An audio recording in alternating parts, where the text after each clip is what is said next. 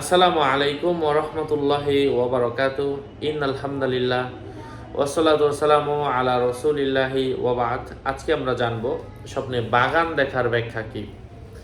ইবনে সিরিন সহ অন্যান্য স্বপ্নের বিষয়ে অভিজ্ঞ আলেমগণ কি জানিয়েছেন, আলোচনা বুঝতে সাথেই থাকবেন। এখনও যারা চ্যানেলটি সাবস্ক্রাইব করেননি, সাবস্ক্রাইব করতে ভুলবেন না।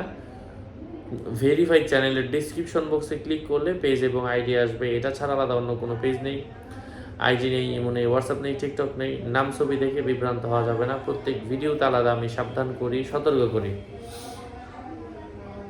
বাগান দেখা নির্দিষ্ট কোনো মহিলার আলামত, কেননা বাগানে পানি সেচ দিতে হয়, এরপর সেই বাগান গর্ভবতী হয়, অর্থাৎ বাগান থেকে ফুল ফল বের হয়ে আসে। ঠিক গর্ভবতী কোনো নারীকে বোঝায়। অনেক সময় অনির্দিষ্ট বাগান জান্নাত ও নিয়ামতকে বোঝায়, কেননা আরবরা বাগানকে জান্নাত বলে। এমনিভাবে স্বয়ং আল্লাহ তাআলা তার কথায় বাগানকে জান্নাত বলেছেন। কখনো বাগান দ্বারা বাজার উদ্দেশ্য হয়, স্বামী স্ত্রীর বাড়ির অর্থ বহন করে।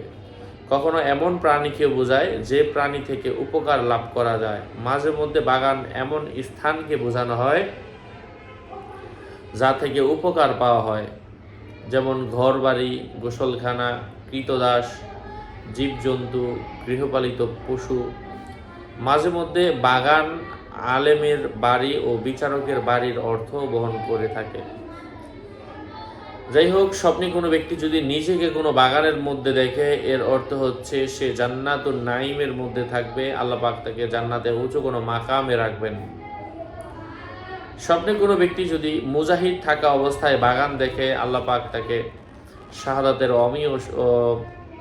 অমীয় সুধায় সিক্ত করবেন।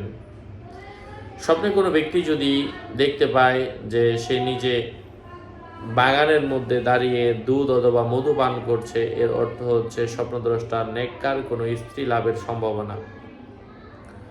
বাগানে এমন একদল লোক দেখলে যারা বাগান পরিচালনা করে এবং তাতে কাজকর্ম করার ক্ষেত্রে তার সঙ্গে অংশগ্রহণ করে, তাহলে এর ব্যাখ্যা হবে সে জাতির পরিচালক হবে। এটা সর্বাবস্থায় সেই দলের ভরণ পোষণ ও পোশাক দেওয়ার লক্ষণ।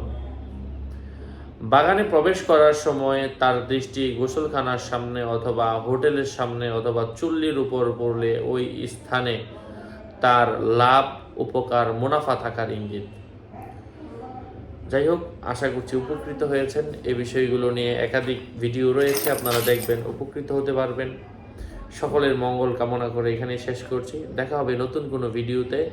আসসালামু আলাইকুম ওয়া রাহমাতুল্লাহি ওয়া বারাকাতুহু।